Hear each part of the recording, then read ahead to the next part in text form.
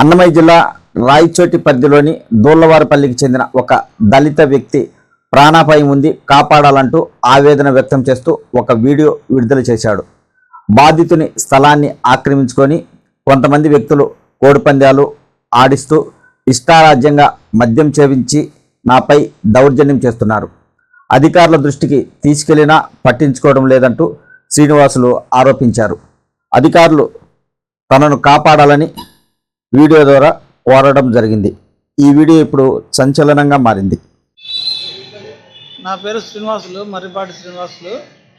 నేను దూళ్లవారిపల్లి రాయచోటి నందు ready mix concrete ప్లాంట్ను స్థాపించి ఉన్నాము నా కుమారుని పేరు మీద.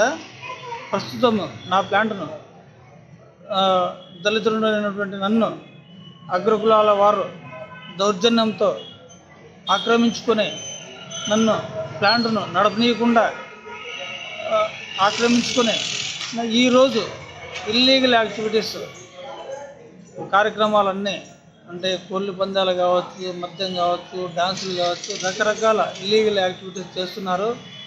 ఇది బ్యాంకు స్వాధీనంలో ఉంది అని చెప్పినా కూడా వాళ్ళు వినకుండా నా పైన దౌర్జన్యం చేస్తూ నన్ను చంపిస్తామని బెదిరిస్తున్నారు. జిల్లా కలెక్టర్ గారికి, ఎస్పీ గారికి విన్నవించుకున్నా కూడా ఫలితం లేదు. ఈ కారణమైన వారు కృష్ణారెడ్డి, ఆయన కుమారుడు ఆంజనేయ రెడ్డి, అతని మిత్రుడు తెలుగుదేశం పార్టీ అభ్యర్థి కొండారెడ్డి గారు. వీళ్ళు నన్ను చంపేస్తామని చెప్పి నాకు ఫోన్ ద్వారా బెదిరిస్తున్నారు.